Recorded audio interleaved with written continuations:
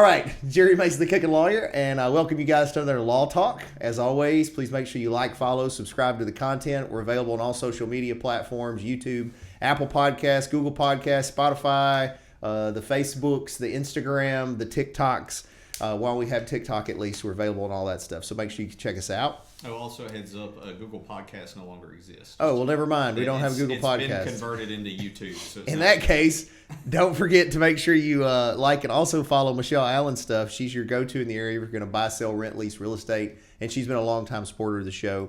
And if you want to learn to kick, punch, jump, build some self-confidence, visit us at masonsmartialarts.com. We're running a Christmas special right now, $99 and a uniform, which for Under the Tree. So you can check that out. And then if you're looking for real unique items, come to Jam Books and Records right here on the Covington Square. We're open 7 days a week right now, special hours with Christmas, lots of cool stuff at the store. And if you need help with online, social marketing, social media marketing, branding, etc., just visit masonitemarketing.com.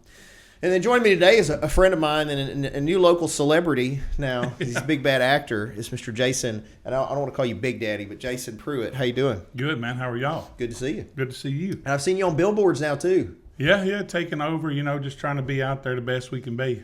So why don't you tell folks that maybe don't know you, what you do, where you work, who you're working with, all that. You got a lot of good folks on y'all's team. Yeah. So, again, I'm Jason Pruitt, and 90% of the people in the world know me as Big Daddy. But, I've been with AirServe going on about 10 years now. We do all heating and air, indoor air quality, duct cleanings, anything that kind of relates into creating weather and clean air inside your home.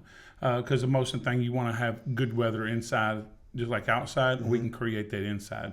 So, I've been there, like I said, about 10 years. I am the general manager and recently been promoted. I've been promoted to a regional manager. So I'm looking forward to taking on that role and just keep my career moving in the right path. Nice. And then you work with... I work with Lee Downing. He actually owns AirServe. He's been in the heat and air business since he was like 14. Yeah. So he's very, very well knowledgeable and very well known in the community. And his biggest thing is give back. We give back to a large amount to our community because our community is what keeps us going. So we very well are very well established in our community. Well, I like Lee a lot. I need to get Lee on the podcast too, Josh. We'll have to follow up with him. Yeah. Because he's like me. He's got his hands in a lot of different stuff. But he's also real down to earth like you. I think he surrounds himself with hardworking people. He does. Which is part of why I think he's been so successful. I try to do the same thing, but I think he's a good guy. And I think everybody knows he's a good guy. And you too. That's why I think that's a good, it's always good. I had to learn probably later in life than I should have that a lot of your success is not only attributed to other people, but is attributed to the fact you surround yourself with good people and get rid of negative people. So he's a great friend, and on top of being a great friend, he's an extremely amazing leader. He's one of my best friends. I can call on him. He's younger than me. He's 38, and I call on him all the time. I say, "Hey, man, I want to do this. What is your take on it?" He was like, "Man, I think you should do this and think about it, and then we'll work through it, and then I'll do it because we work through it." And so he's very well taught me a lot. And, since I've been with him, I've been around him for 12, 13 years and working for him for 10. And he's taught me a lot. Like he's helped me when I fail as a leader. He brought me from, I come in as a helper. I didn't know anything about HVAC. And he helped me make a pathway to where I am now. So I owe all my success to him and pushing me to do better and getting me out there in the world. I started doing just random funny videos for my company. I was sitting in the van one day, it's pouring down rain, and I'm like, "Dude, I want to do a video." And my helper was like, "What?" I said, "Just grab the phone, record me, I'll do the rest." And then I started making these funny little videos that's kind of helped, getting me out there and getting my company out there. And I come up with a tagline: "Stay cool, stay comfortable, stay AirServe."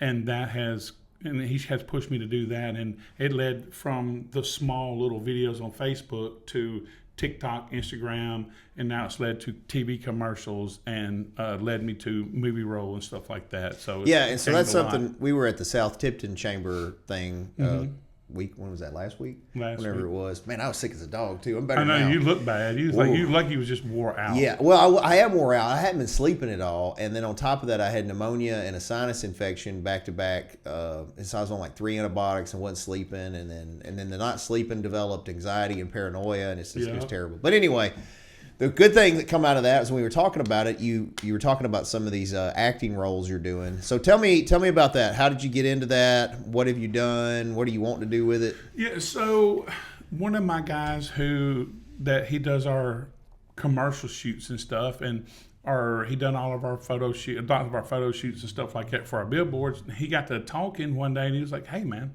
I'm gonna shoot a movie." I'm like, "That's cool." He's like, "Yeah, I kind of want you to be in it." I'm like, "Hey, I kind of want to be in a movie." That's kind of something I've been really thinking about doing and really wanting to push. Just because I like to be seen and heard. So we get to talking, and it's called Elijah Peel. That's the name of it right now. It could change throughout as buyers get it and whatnot. But it's a Christian-based movie with Kevin Sorbo in it, and it's basically about a guy who is a rock star, and he's got problems and drug addiction and stuff like that. And he's trying to get him a recovery, and he actually has a heart attack. Well, I actually play the security guard who goes in and protects him. He pulls up in the stadium, and he gets out of the car, and I'm holding the crowd back, and then he starts stumbling and falls, and he collapses in his heart attack. Then we walk up, and then we protect the crowd from him getting in there. So I'm not like in a whole bunch of, I'm not a huge part. I tried to get in there as a main role, but I did get in there as a security guard, and it's a start to what I want. And the lady said, she walked up to me, she said, "You're exactly who I'm looking for to be," and she said, "I want you to be my main role." Okay, whatever that means to me, But then she introduced me to a talent agent, and I got to set up time to meet with this talent agent probably about the first of the year and see if there's something that we can do and see if it's something they're looking for. And what that means is if movies come up that requires the style of role that I can play, then she reached out to me, "Hey, I got this movie. Do you want to be in it?" And depending on what the role is, it can be a major role, or it can be a extra, or it can be a streamline. So That's cool. It's kind of neat. I think I got there at 8, and we shot till about 2:00, and I'm in 2 scenes. So I get to see the overall start, finish, and then we get to go to the actual showing of the movie before it's released into wherever it's released. We're shooting for Netflix or the movie theaters. That's what we're hoping that somebody will pick it up and put it there. Cool. I have another buddy I had mentioned to you, and you remind me of him somewhat. His name's Nathan Kirby, and I had met him through martial arts. He was in MMA and Taekwondo with me, and we actually competed against each other one time in Taekwondo. He's bigger than me, though. How tall are you? 6'6". Okay. He's not quite your height, maybe. He might be 6'5", maybe 6'6". He's a big guy, too. Anyway, he's doing similar to what you're doing, but he's kind of doing it almost more of a full-time thing. I think I mentioned it to you. He's got a TikTok and an Instagram, and he's another good one, Josh, we could get on here to talk with, because he travels, and I'm sure he would come to do the podcast. But anyway, he's doing this journey where, I want to say it's before he turns 50, he's trying to get a leading role. And so he goes all over, similar to what you're talking about. I think he's got some agent. They find these roles that he might fit, and he goes and does security guards, this, that, whatever, bouncer, whatever role he needs to get. He was even saying on one of his blogs, he got booked for one role, and they still paid him, but when he got there, that he was like bigger than the other guy, the lead or something. And so they were like, he's too big. And had him, he still got paid. But my point is there's opportunities out there for people of all backgrounds, creeds, colors, makes, sizes that you don't think about. And you do have a natural gift of gab. Like from literally the first time I met you years ago, you've got real good charisma, real good ability to talk and stuff. So I can see that going places for you. And I hear a lot of that. And the thing about me is, I always want to brighten somebody's day. I love making people laugh, smile. I love motivating people to be better because in the world we're in now, we don't need to have a lot of negativity. The less negativity we can have, the better off our day's at. So I just want to brighten somebody's day. Yeah, that's a good perspective. I wanted to, and I don't want to put you on the spot on it because you probably don't want to comment. Did you meet Kevin Sorbo? I did. So you're right there with him, right? I was closer than me and you. Yeah.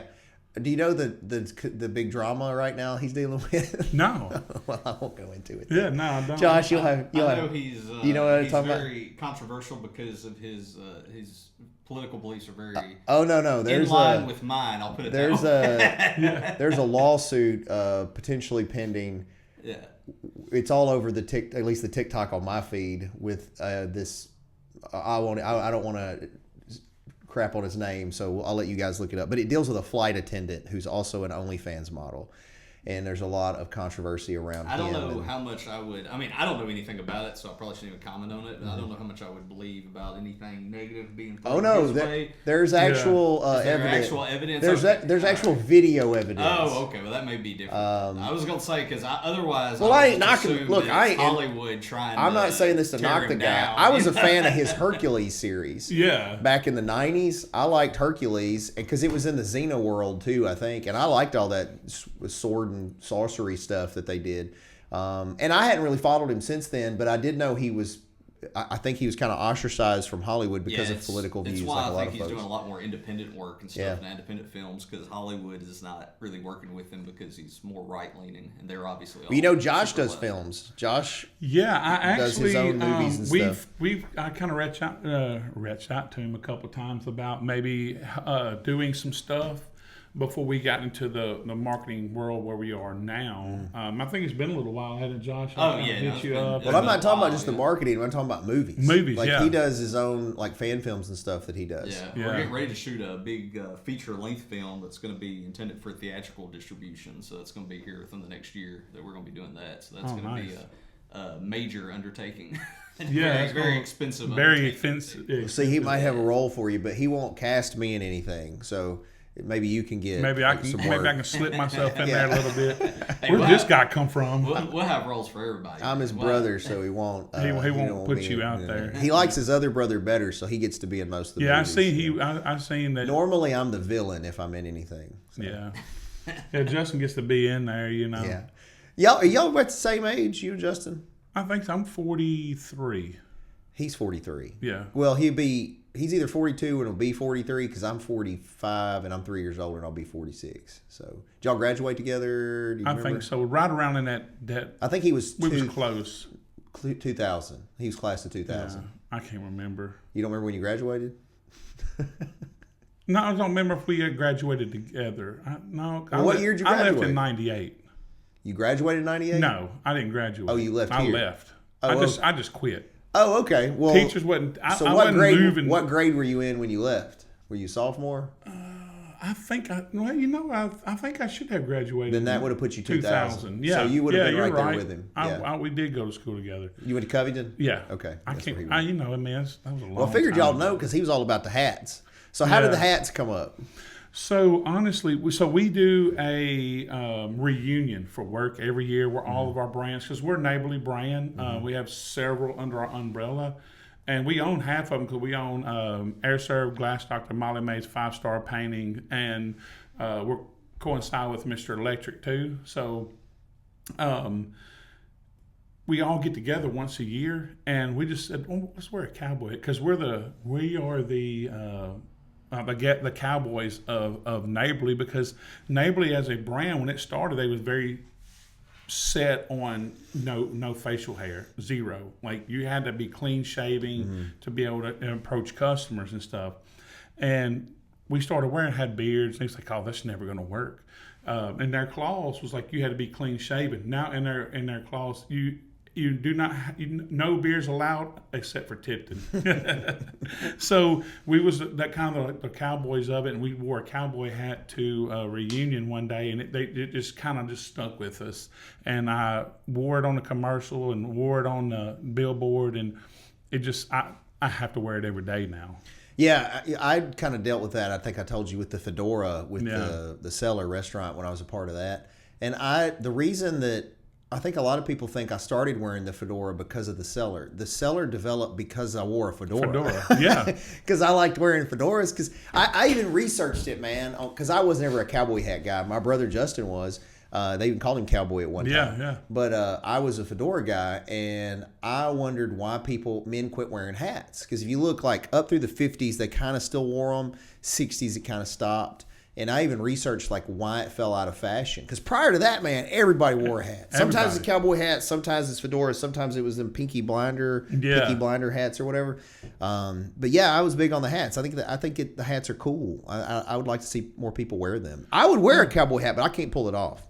I got like a little head or something. It don't. Yeah, it don't fit right. And you pull the fedoras off perfectly. Yeah, well, I appreciate it. I couldn't pull them off because I'm too broad. I feel like I just overtake the hat. And I know the cowboy hat's me. And then we got to talking about it. I was like, I'm 6'6". I stand out, and when I have a hat on, I really stand out. So, and I'm always the person when I go anywhere, I like to be seen and heard. And if you can't see me, just listen for a second. You're going to hear me. So, and it just kind of rolled with it. Have you got just the one or different colors? I have one right just now. One? Yeah. I didn't know if you color coordinated with them. That was my issue. I love black. I got a black one, and then I have a white one that I wear when I'm at like the beach or something that's hot. Like, what do you call it? It's like a Panama Jack hat. Yeah. Same type thing. But yeah, I like them. I think people should wear hats more regular, and I think it's cool wearing the cowboy hats. Oh yeah, it's me, and I drive a F-450 Ford, so I mean I step out in a big truck, big guy, big hat. So I mean it is what it is. Well, that's like I think I was telling you I got a new Jag because that was my thing. Now I'm kind of branded as having this red Jaguar, so. Don't need to change it. Yeah, whatever works. I seen it coming in. Build your brand. I say I really want to ride in it, but I'm like, I don't know if I fit in it. You have to fold up. Yeah. So my partner Brian is I think 6'1" or 2", and he has to kind of fold up to get in it. But I mean, you'd fit in it. You just have to kind of fold up. Yeah, it'd be like. But I'll take you. I go out. Don't tell the cops. But I go out over by Kroger on the little straightaway there. Oh, yeah. And I'll stop right in front of the fire department, and it'll do 0 to 60 in 3 seconds. Like I've timed it. Yeah. So, I mean, it'll stretch on out there, peel the paint back a little. Now I can't pull nothing with it like a truck, so it's not very practical. Well, I can stick yours in a bed of mine. We'll just go ride around. So you're big enough. You probably just pick it up. We'll just set it in the bag. We'll go ride around town a little bit. He's big enough. I do all this weightlifting, and people like him always piss me off because I'll never forget. One day I was in the gym. And actually, I was at the Taekwondo school, and at the time I was doing my weightlifting there. Anyway, and I think I had like 500 pounds on the bar deadlifting, which is for normal people a lot of weight. Yeah. And this dude around your size comes over. He was just a parent, and he was like, "I just want to see if I can lift it." And I was like, "Look, man, I don't want you to hurt yourself. I do this all the time." Man, he goes over basically one hand, just picks it up, makes me look like an idiot. Nothing. And I was like, these people make me feel less than. I need to get back. I need to get into a gym and work out because my stomach and my beard's in a race to see who can be the biggest. Well, I mean, you look proportionate. Yeah, I mean, we can all benefit from exercise, though. Oh, everybody can. But I know I'm level. My bubble's in the middle, so we're good.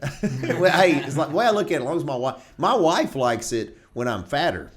So I have 3 size suits. I probably got 30 suits, right? And I got like 10 in each size. I got 10 of my skinny suits, and then I got 10 that are like my average suits, and then I got my fat suits. Yeah. And my wife prefers me in the fat suits, but I think it's because she thinks women don't hit on me when I'm in the fat suits. So she's like, it's safer. I tell people, it's like, hey, I got a traveling pillow, and I always say, you don't want to party with a 6-pack when you party with a keg, Yeah. The keg's always going to win over a 6-pack. So yeah. So on your acting stuff, and just so everybody knows, Neighborly's not drinking. It's just got water. To my credit, this is the first bourbon I think I've had in like 6 or 7 weeks since I left the cellar. I just haven't been drinking anything really. It's just because it became. I think I might have told you this at the thing, not that it matters, but as a side note. I became a big bourbon guy. I'm a big bourbon advocate. I went and got certified as an executive bourbon steward. I still have a huge collection. I got all the bourbons, but. I think it became a habit for me. It wasn't a problem. Like I would never drink to excess. I shouldn't say never. Once a year on my birthday, I will drink to excess on my birthday on purpose. Get sideways. But other than that, no, yeah, and you better watch it that day because I'll get to Kickin and all kinds of stuff. I was saying, you flying, kicking, and jumping. Daniel, Allen, what is his business? What is Daniel's business? Am I thinking that right? Am I saying the wrong name? I think it is Daniel. Yeah, it is Daniel. He was there at the cellar one night on my birthday, and he saw me get a little turnt. But generally, I don't. My point, though, was generally I don't drink, and I did offer our guest some, and he's being a good example to others and not partaking. So I respect that. But anyway, what I was going to say is on your acting, what is like your long-term goal? Like, let's say 10 years from now, what would you like to say where you are on the acting? Well, so I don't really have a I mean, I have a vision to be on a movie and to be a big role. So I'm not saying I want to pursue this and be some kind of like, mainline actor. I don't want to be an act because my heart and stuff is dedicated to my family and my Air Serv family. So I don't really plan to leave Air Serv to go do an acting position. If one pops up here and there, then absolutely I'll jump all over it, If I can be in one or two movies and just be seen and heard, that would be kind of, something for me. And not to boast that, I'm an actor. None of that fame and flam means nothing to me. I just want to be able to do something kind of cool. And it'd be something from somebody who come from nothing to something. Because you got a lot of people say, well, this, that, and that. We didn't have anything growing up. And, poor pitiful me. No, like, you can do whatever you want. Mindset's like a flat tire. If you don't change it, you'll never go nowhere. So you put in perspective what you want to do, and you get out there and do it. And that's what I did. I made a way for myself, with a lot of people pushing me and helping me and guiding me. So I just want to do something different and cool and showing that just because you have a poor past doesn't mean you have to have a poor future. Yeah, no, I like that perspective. And I deal with people on a regular basis as a criminal defense lawyer that often use their current position or their past as an excuse for their future results. And I really do feel, it's easy for me to say at this point, but I really do feel that America is still a country of opportunity.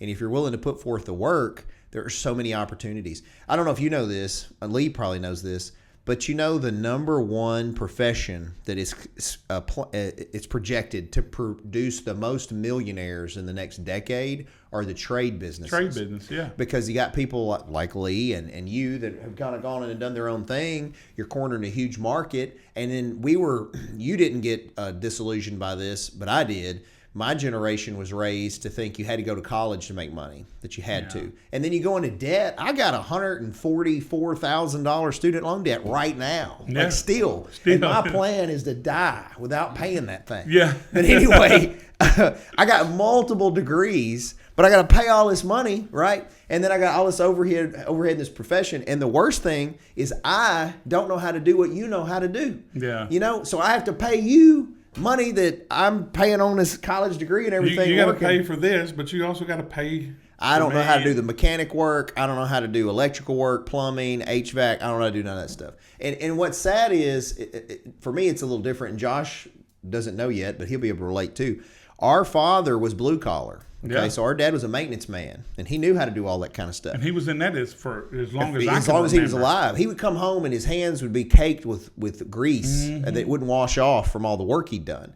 And he told me when I was little that and this might have stuck with me, that his goal was for his kids to not basically have to get their hands dirty. He didn't want us to have to do blue collar. But I don't know that he had the vision or the foresight to see what that could be in an entrepreneurial world, that you could be very successful getting your hands dirty, And we were misled to think you got to have these white collar jobs, and I just don't know that that's the way. So I'm in a different position than most people. I think college is great if you want to go to college. If you don't, you want to do a trade, I think that's great. If you don't want to go to college at all, I think there are avenues of success available for everybody, regardless of which way you go. Yeah, for sure. You just got to figure out what works best for you. You got to figure what you feel comfortable with. Don't do it because somebody else tells you to do it. Do it because you want to do it. You know, do whatever's comfortable for you.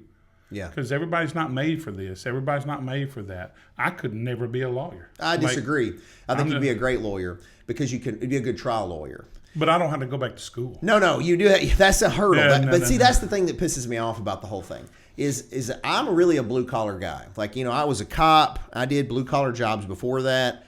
I was raised by a blue collar guy. I view myself as a blue collar lawyer. I always say that I'm a white collar profession with a blue collar work ethic. Yeah. And part of why I get such good outcomes on a lot of my cases is because I work like a blue collar guy. I don't look at it as a 3-4 hour day. It's a 10, 12, 14, 16 hour day for me, like a lot of blue collar guys. And so I put that work in. But my point is, a lot of blue collar people will look at me and be like, "Oh, I couldn't do that," because they feel like there's some, I don't know, like there's something that I have they don't. Like an imposter syndrome where they just don't feel like they could. And I'm telling you now, that's not true. I've met tons of blue collar people like you that have the gift necessary to being able to articulate themselves, make an argument. It's sales is all it is. Oh, yeah. So you would do great at it. I would do great. You'd have to get through the law school. I got to go back to school. Yeah. And like me in school, we like fire and gasoline. We don't mix. I didn't either, man, but I knew it was a hurdle to jump. So I put down my head and just put your big boy pants on. and just did what I had to do to get through it. Every day was a grind. In hindsight, it was very difficult. I still have nightmares about it, honestly. It's very hard. But I really think anybody could do it. I don't think that lawyers or now that I know a bunch of doctors now too, and it's scary because when you see behind the curtain, they're normal people. You're like, oh. And they're practicing. It's called a practice because they don't know. They don't know. I'm like, and so you're going to them for these answers, the important answers, and it's a practice. Yeah. So that's scary. But yeah, man, I think I have tons of respect for everybody that's pursuing their dreams, whichever way that is, white collar, blue collar, no collar, whatever. And I do have it a little harder, and I didn't bring this up yet, but I do have it harder than most work people out there because I work with one of my best friends, who's my boss, and I have to work for my wife. I didn't know that. Yeah, I work for and not only is my wife, not only do I work with my wife is my boss. So I have to deal with that. And How does that work? I shut my mouth up and listen. Does it come home at all? Does it ever follow you? Well, we're home? 24/7, so our work is air serve. Our life is air serve. But let's walk through that. So do y'all have a sexual harassment policy? Yeah, it's kind of null and void, I wouldn't say it's not hard because we've been together for so long and we've worked together for 10 years. I've learned to adapt. I know that no matter what, we can be arguing and fighting. The second we pull in our parking lot, it's work. We do not bring anything life changing into our office. That's just who we are because we are the leaders and we have to provide a way. If we come in, then we just change the whole demeanor because they look for us, but yeah, and it's amazing. She's truly an amazing person. I can't say enough about her. And I'm probably sure she's going to see this and be like, but I'm just being serious with you. It's nothing to work with her. She helps me along the way, and I lean on her a tremendous amount to help me get through my day. As far as computers and numbers, she's really big on that. I'm not a numbers guy. So I lean on her a lot for that, and my hat's off to her because she carries a big role there, and she's got to deal with me as a man-child. How long y'all been married? We've been married 10 years. Okay. We've been together like 12 or 13 years, somewhere. Y'all are past what I consider a hurdle. 6, 7, 8 years, right around in there is rough on most people. Yeah. But I will say this: I've been married twice. I have too. And I didn't know that. I didn't know you'd been married twice. But how long was the first one? The first one we was together around the same time, 10, 11 years. Really? Yeah. So you've been married. Okay, so I was married the first time for 10 years. And now Madeline and I, in January, will be our 16th. I think it's 16th wedding anniversary. So I've been married a total of like 26 years. Yeah. My whole adult life, really. But the thing is, when y'all got together. Madeline or the first one? Both. Oh, okay. Both. But Madeline. Yeah. What I was going to say is, what I've learned is, well, one, relationships are hard, but typically I think they're hard because most of us are idiots. And it's so easy to blame the other person and then not cast you don't put blame on yourself. You don't take responsibility for what you did that led to that. And so as I've gotten older, I really try to be better at that. And then just like you just said, I really appreciate what all you said about your wife, because I think a lot of times we husbands take for granted our wives. We do a lot of jabbing at them, and then they do a lot for us. Madeline, I will come home and my underwear's washed, and people take that for granted. Oh, yeah. She works just as hard as I do, just as many hours. But I'll occasionally do laundry, very rarely though. And she and I are not old school. Like, we don't be like, this is male chores, these are female. It's the house chores, and we both work all the time and try to handle them as best. So I usually do the dishes and the garbage, and honestly, she picks up just about everything else. But like little things like that, I think we take for granted. She doesn't have to do, and she does, and she doesn't complain. And I really appreciate those little things. Yeah, the one thing she can't do is she can't cook. Okay. She cannot cook. Does she know that? She burns water. Yeah, she knows. She's tried to cook a couple times, and I'm gonna tell it. So I come home one day, and she said, "Hey, honey, I got some chicken in a crock pot," and I walk over to the crock pot, and I open up the lid, and I was like, "What in the world is this?" I go to stirring it up, and you ever seen a diaper that has gotten wet and busted? It's what it was in there, and I'm like, "No, you didn't, Stacy, come here." And I said, "Look in here, you see this?" She dumped the chicken, and it's got that little piece that sucks the chicken juice up. It went in there with it. Okay. She didn't know no different. So yeah, that was cooked. So it all went in the garbage. Yeah, so my wife can cook. The problem is we both work all the time. Mm-hmm. She's my business partner. We're not like boss relationship, but like we co-own the bookstore. We co-own the martial arts schools. There's one in Covington, one in Millington. We're working on a co-ownership. I got to do the legal research on it for a clinic. She's a nurse practitioner now. And she wants me to run the business marketing in because I have this whole idea of how to market. Because I'm really a marketing guy, really. That's really what I do. Anyway, I say that, but marketing is part of sales, so it all works. But anyway, so next year we're working on doing that together. And there were some bumps in the beginning when we were trying to work because I'm a control freak.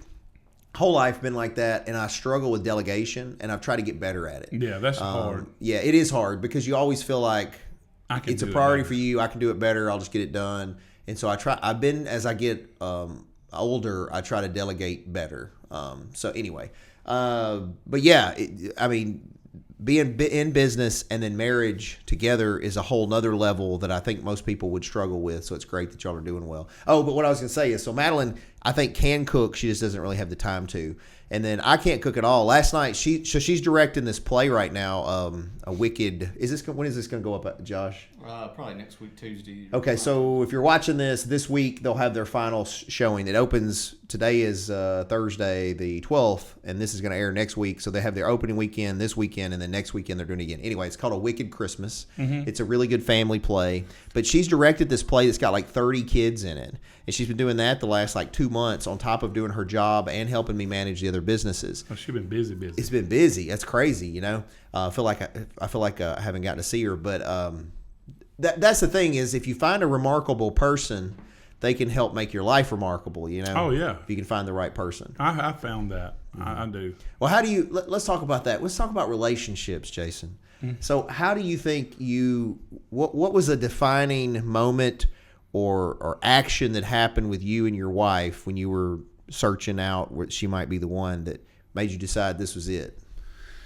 Especially compared to having another relationship that was along. Yeah. So when I realized it, I knew she kept putting up with the stuff I put her through, and she just stayed there. And she come from a really Christian background, and there was a lot of things that she's never seen or done, she just didn't do it. And she followed me, and it didn't matter if we was at the creek down there catching crawfish. That was our first date. I took her to Ripley, and we went on a crawfish hunt, and we got a bunch of crawfish that night, and that was our first official date.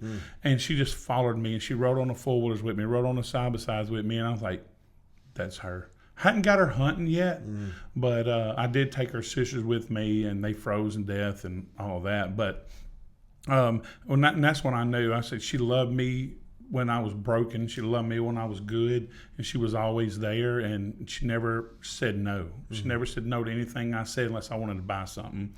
She still tells me no. But I knew, and I was like, I love this woman, and she was good to my kid. At that time, I had my oldest daughter was in there, and she just took care of all of us, and I was like, that's the one. And she actually got really mad at me because when I first realized that she moved in, and I had all my stuff in a certain drawer, and I'm like, okay. I come home one day and opened up my drawer. There was nothing of mine. All my stuff's at the bottom of the drawer, and I'm like, did you move in? She's like, yeah, I figured you wouldn't mind. Okay. And the next 5 to 7 days, I'm on Facebook scrolling, and I was like, that's mine. She sold everything in my house and we started over. And I'm like, you know, and then we just kind of like there. And then she's like, well, I'm just going to tell you, I'm not going to stay in a relationship that you can't marry in a covenant to God. And I'm like, little did she know, I already had planned a huge get together and I was proposing to her that night. Oh. And so we had a big get together and I actually went up and proposed to her and she said yes, and the rest is history. But I mean, she's a strong woman. She puts up a lot, and I knew she can take me where I wanted to go. Is she younger than you? She is. She's 35, 36, something like that. Yeah, Madeline is younger than me. She's 30. She's maybe 30. 7 or 8. We should know these answers. Man, I am terrible with No, these I am answers. too. I'm terrible. Don't Hey, matter. look, we got married. This second one, I got married on my birthday because in my first marriage, I couldn't remember the anniversary date all the I time. struggle with that. And so I was like, I can remember my birthday. So we typically celebrate our anniversary and not my birthday, which is fine. I don't care. So, a funny story, how I remember my anniversary is Lee, he would text me. He said, it's your wife's anniversary. I ordered you flowers. That's a friend right there. I said, that's my Yeah, guy. he's taking care of you. And Facebook tells me when her birthday's coming. Yeah, up, yeah. so. I get the birthday okay. The anniversary, I struggle. Yeah. And we actually have a marriage anniversary and a wedding anniversary. We technically got married on my birthday, but we didn't have the wedding until July. July 25th, I think. So we celebrate both of them because then it's really almost 6 months apart. So we got twice a year we celebrate each other really. Yeah. But I was the same way as you on one thing you mentioned with Madeline. Madeline was beautiful and did martial arts, and she was getting a degree. She's smart, and we had good conversation together and all this kind of stuff. But I was a little nervous. She was so much younger than me. She's 8 years younger than me, and I was like, it's fun, but then I saw her with my children. Yeah. And she was treating them. My youngest one especially he was 2 or 3, I think, when I got divorced. Real little. He has no memory of me and his mother being together. And That helps. Say it helps. I kind of regret that he does. I want all of the kids to know they were conceived in love. You Yeah. know, I want them all to know that.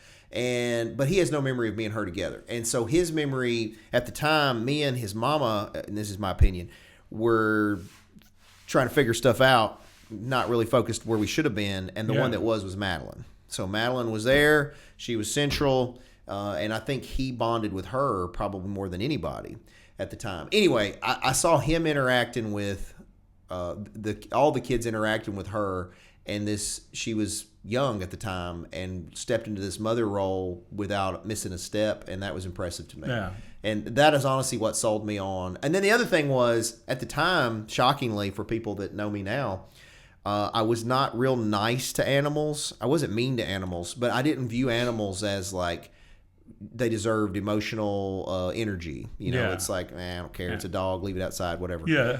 And she taught me to be compassionate with it. And now, man, I like animals more than people. Yeah. Like my dogs, especially Perry Mason now, is like my bestie. You know? Oh, yeah. And that all came from Madeline. She opened that door for me. She's like, I feel like I love animals, you know? Yeah, well, she was just sweet to them and treated them like living beings. Yeah. And I was treating them more like things. And anyway, that's another thing. I knew she was making me a better person, and I realized that was what I wanted for my future. Somebody that was going to make me a better person. Now, I don't know that she got the same bargain in the deal. Like, I don't know that I make her better, but she definitely makes me better. And that's the thing. I was like, man, do I really contribute to this? I mean, she's amazing, and I'm just here. I'm her personal chef, you know? Yeah, I asked Madeline the other night that, why me? You know, like, what did she say? I should remember that. I just asked her this. We were going through like how many prior relationships we'd had, and I was like, not that she had a ton, but I was like, oh dang, out of all those, like, yeah, like why me? I had 2. I mean, I really didn't have many because I was always got real committed. You know, like even when I was younger, I had longer term relationships, even as like middle school and stuff. Yeah. So, but yeah. Anyway, so I'm honored that she picked me out of the options. Oh yeah, for sure. Because how we've met a couple of times, and I don't know if I should tell you how we first met. Well, anyway, so when we first met, I was at Sugar Creek. Okay. Well, I was running around with just nothing but shorts on, nothing else. I was just running around all over, and we met for like 3 minutes, and she disappeared. I'm like, okay, but come back around. I was at a buddy of mine's house, and this girl pulls up in a brand new car, gets out. Her hair is to a T. She's completely tan. Her nails are perfect, and I'm like, a rich girl, hey.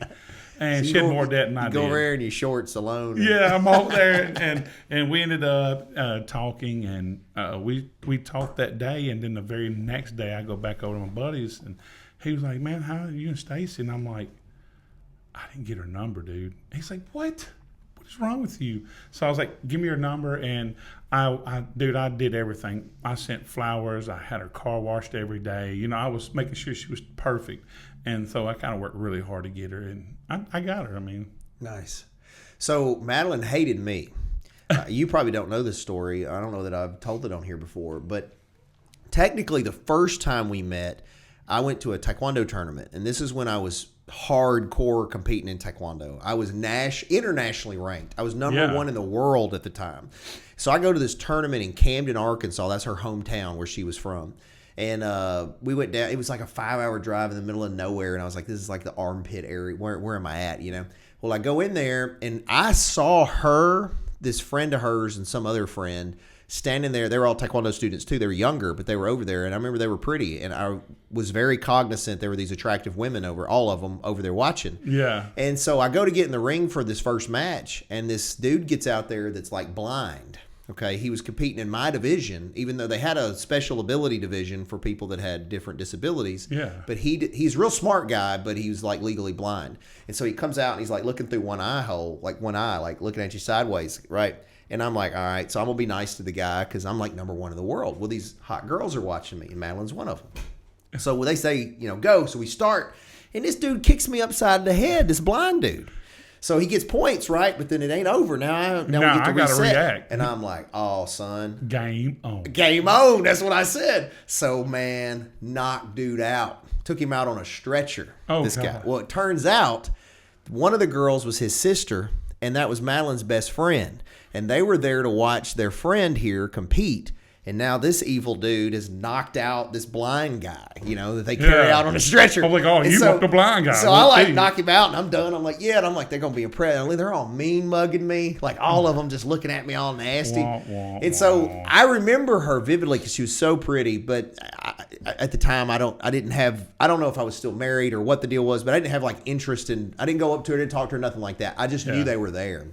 So fast forward a few years later, I'm doing fights. I don't know if you remember that. I used to do high octane fighting championship. I went to a bunch of them. So I was putting the cards together, and back then they were hard to get all the fighters on because it wasn't like now where everybody does MMA. Back then I was mixing like pro wrestling and kickboxing and whatever to make the cards. Yeah, you just had to feel it. Yeah, and so I needed women fighters. So I call Madeline, and I was just divorced. I was newly divorced. And I got her number from her instructor, who she was dating at the time. And I call her up. And I was trying to get her to fight on the card. Well, she remembered me as the a-hole that knocked out the blind kid at the tournament. That was the old me. Yeah, no, I didn't realize that the connection yet. Hindsight, she told me later. But anyway, she's like real rude to me on the phone. And I'm like, dang, like I just was asking if she wanted to fight on the card. Yeah. Well, she thought I was just hitting on her and called to hit on her. Anyway, so there was no get together then. I mean, I knew who she was and knew she was attractive, but again, she was so young, no direct interest. So then we end up going and doing a fight in Camden, and they came to we had an after party in my hotel room because they had gotten me like a suite. So they come to the after party, and she's the only girl that showed up. And at the time, she was modeling. She is still very attractive, but she's like 21 years old, bikini, and getting in the hot tub. And these MMA guys, all of them, are just frothing at the mouth. Well, she said, this is all later talking to her, that I went and spoke with her, and I'm the only one that didn't look down, like that I made. Yeah, and I actually had I had a conversation with her and talked about what her future was and what she was doing, and like an intellectual conversation. Yeah. And she remembered that. And so then anyway, fast forward, that's still nothing developed because I think she was still dating the other dude. Fast forward, November hits, my first Thanksgiving alone. So the kids are at my ex's. I was alone, and I don't know what hit me. I just call her up on Thanksgiving, and I was like, hey, I was just thinking about you, and literally just shot my shot. Yeah. And she was newly single and was like, you want to come hang out with me this weekend? She was in college. And so I, old tail, drove over to Conway and visited with her. And one thing led to another. And anyway, that's how we got together. But she was never really interested in me, she said, because of me knocking the blind dude out. Yeah. Well, I remember her fight. You actually got her on a fight card, and she fought. And I remember, if I remember right, she kicked the girl in the stomach and won that fight. Yeah, she fought. It's like one of her last fights. She fought a couple of times on the high octane fights and won one of the titles. One of them one night, and she was tough, man. She was a good fighter. She was one of the fighter. nights she fought 2 in a row. She fought a girl who was like a heavyweight whose opponent had pulled out. And then she fought another fight against somebody in her weight division. She did. She was a good kick. She had a lot of potential. Hindsight, when we started dating, I honestly was real jealous all the time of her because I was just afraid she was going to run away on me. And she had an opportunity to do some higher level MMA fighting. Like we even met the Tap Out guys. Do you remember them? Yeah. Back then, it was before the one had died. We met them at one of the I was ringside for the first UFC fight in Nashville because I knew Rampage, and so Rampage comes up and talks to us, and the Tap Out guys come up, and they were very interested in her and sponsoring her because she was attractive and a good fighter. And so I feel like she could have done a lot more, and I think she hesitated because she knew I'd probably be jealous, but. I think people don't. She's not like me. I had 2 pro fights, and I tell everybody about them. Yeah, but I'm gonna talk a lot. Yeah, about but it. she had multiple fights and was very successful, and doesn't tell anybody. Nobody would even know she was that talented as a fighter. Yeah. She knocked me out. She knocked me out in training one time. Straight up, knocked me out, and then I come to, and I'm like, you got to go out with me, because that was bad for my reputation. Yeah, we got a date now. Yeah. I've actually come, and it's been a while. When y'all was in your old place in Covington, I come up and sparred a couple of times with y'all. And I vaguely remember you coming in there. I forgot about that. Yeah. It's been a while. Because at one time you had come to me and approached that you wanted to start a super heavyweight class in the high octane. I still got the gloves. I did. I think because I seen you a picture a few years ago. I don't know if you still follow all of it, but I think the UFC is leaving something on the table with the weight cap at 265. Because there's some guys like you that, I don't know what you weigh, but I bet 265 would be rough. Oh, yeah, I'm 360 right now. Yeah, so lean, 300 maybe. Yeah, that's on a good side. Yeah, it'd be a struggle for you. And so you're limited. You wouldn't be able to come in there. And, I mean, those mass giants like that can still fight, too. And you're long-limbed, too. So you naturally could be good at jiu-jitsu and kicking and all that stuff. A lot of guys that are bigger are... they're heavy set, but not necessarily proportional. Yeah, that's out the window now. I got too old. And I sneeze hard, and it takes me 3 weeks to recover. How old are you, said? 43. Yeah, it's harder in your 40s. Yeah. So I had to shift what I'm doing even now that I'm 45. But you'd be surprised. You're still capable. I'm stronger right now than I've ever been, and I'm about to be 46. Yeah. And this last year, I trained specifically to get stronger. Now, I've lost a little speed. I've lost a little flexibility. But my point is I've improved even at 46 from where I was at 36, and it's because I trained for it right and ate right and all that. So it's possible to still achieve some goals later in life, but you just got to be dedicated. You got to be 100% dedicated. It takes a lot of dedication to do that. Yeah, it does, especially the physical stuff. So and that's why I used to, something you was talking about earlier, we was talking about like chores at home, I hate cleaning. Like, that's not a chore I dedicate myself to. So I dedicate Molly Mays to do my house cleaning. So I respect it. It depends on how you dedicate and delegate. That's what it's all the way about. So, but yeah, I'm not, and I need to be more active in, especially doing what I do and going and doing. I need to eat better and slim down some. I'm actually going to get back on. I did the carnivore diet for quite a little while, and I've seen very good success in that. So I think I'm going to venture back towards the carnivore diet or something like that to try to help me trim the weight back down. Yeah, I did carnivore for probably a year and a half, up till honestly the end of October. November, I dropped off of it. And as soon as I came off carnivore, I started getting inflammation again. I had eczema act up on my hands. Yeah. I started struggling with sleeping, and I gained, I think I'm up like 7 pounds in just the last month or two from just eating normal normal food. The thing for me on carnivore is it was an elimination diet. It forced me to eat well because I was only eating meat. He was only eating meat, eggs. I would eat meat, eggs, cheese, as any animal. Yeah, products. that's what I do. I would try to stick away from pork, and I would incorporate instead of because everybody loves bacon. So instead of doing pork bacon, I would do turkey bacon. So it was a little bit better, and I like the way it tastes more.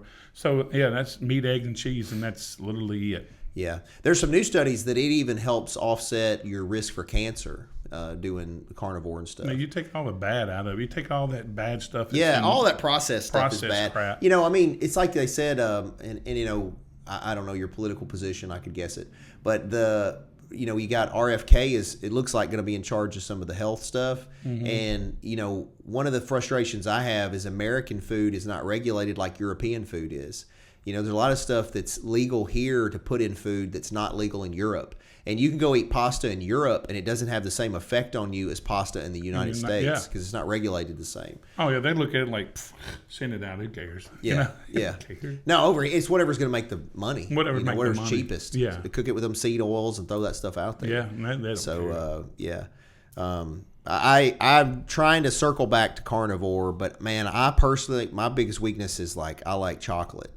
So donuts, ice cream, cookies, anything chocolate, man, I like it. Yeah. So, see I'm not a big chocolate person, but when it comes down to that, I like chips. I like crunchiness of them. You know, I'm a big chip guy, especially Bugles. That's my weak point. Yeah. So chips is the one I struggle with the most. So the go-to is chips. Yeah. If you had to pick one thing you would cheat on last meal, it'd be chips. It'd be chips, 100%. Yeah, if I had to pick one thing, it'd probably be like a ribeye and chocolate donuts. Yeah. That's probably my last meal. I like meat. I do. So carnivore was easy for me, but it is harder for me to cut out the sugar. Yeah, it was hard. I take and Bugles, and you gotta have those squeezed cheese. You know, you gotta feel the Bugles. You gotta eat that. So you gotta pop. He said, "I want to make it as processed as possible." Yeah, full process. What about you, Josh? If you had one last meal, what would it be? Probably some kind of pasta, like a chicken Alfredo or pizza. Chicken Alfredo or pizza. Yeah, I also like seafood, so like any lobster, crab leg, shrimp, any of that kind of stuff I can tear up. So, oh yeah. My son, he's amazing. He's a big pasta guy. When we go anywhere, if you pass any kind of pasta place, he's all over it. Olive Garden is his place to go, and he gets that and he wants Alfredo. He don't want nothing else in it. He just wants Alfredo, and he'll sit there and just go ham on it. Yeah, it's good. I mean, I like pasta too, but I can take it or leave it. It's kind of like bread. I don't have to have bread. It's the sugar, the chocolates, and the. That's my youngest daughter. She's kind of like the movie with the elf, the elf movie. How he just eats. Yeah, she's always eating random sweet stuff, and she won't eat. I cook her a steak or whatever, and she's like, and she'll slide there and she's, "Daddy, I'm not hungry. My belly hurts." And 10 seconds later, she's like, "Can I have this cookie? Can I have this chocolate? Can I have this?" I'm like, whatever, just eat it. Bad or not bad, Dad, but she just eats it. Yeah. Well, Josh always hates when I have the bourbon and people I like on because he says I'll talk for an hour. I can talk until tomorrow. I haven't opened up the talk tank yet. No, me neither. But just for Josh's sake. So if people were to look for you or your businesses, where can they find information on that? So you can look us up at airservetipton.com. You can look up airserve.com, and then on Facebook, we're Airserve of Tipton. So go on our Facebook and like it. And once again, if you find me on Facebook, I'm Jason Big Daddy Pruitt on Facebook. And we have, like I said, Molly Maids of Tipton and Glass Doctor of Memphis. We got 5-Star Painting of Memphis. Molly Maids, we got Memphis and Tipton. So anything like that, we can take care of all your needs inside your home. Cool. Well, Jason, I appreciate you coming on. It was good talking with you. I have to have you come back. I have to get Lee and you on here. Oh, it'll be a wild night, Josh. You better bring lunch. I know. We have to get the bourbon out before we put the camera on and see if that works. Yeah. But I appreciate you coming. No, thank y'all for having me. I wish you best luck in all the stuff, man. I think you're a good dude and deserve it all. So. I appreciate that, brother. Cool. And I appreciate all you too. Everybody's watching us. So as always, make sure you're following, subscribe. Real easy for you to do. It helps us out a lot. We don't get paid doing any of this. We do it because we just like running our mouth. And apparently we're not on Google Podcasts. No, But no, anyway. Google Podcasts. I don't get paid Oh, for this. we're not Wait a on- minute. No, Google Podcasts no longer exists. The Google Podcast no longer platform exists. just It's on is- YouTube. It's on YouTube. Okay, now. we need to fix that lower third because I read it. Yeah. But anyway, and then Michelle Allen is another great local leader. If you're going to buy, sell, rent, lease real estate, check her out. And she's been the longest sponsor of our show, so we appreciate that. And then if you want to learn kicking, punching, jumping, hopping, skipping, self-defense, confidence, all that goodness, visit masonsmartialarts.com. 2 locations, one in Millington and one in Covington. We've been open for like 30-something years. The new business we have is Jam Books and Records on the Square in Covington. We got signed memorabilia, new books, used books, vinyl records, comic books, lots of cool stuff. Come check us out. We're open 7 days a week. And if you want any help with your website, your online branding, marketing, etc., visit masonitemarketing.com. And as always, hopefully you guys will check us out here again on another Law Talk. And I appreciate your time, and keep kicking.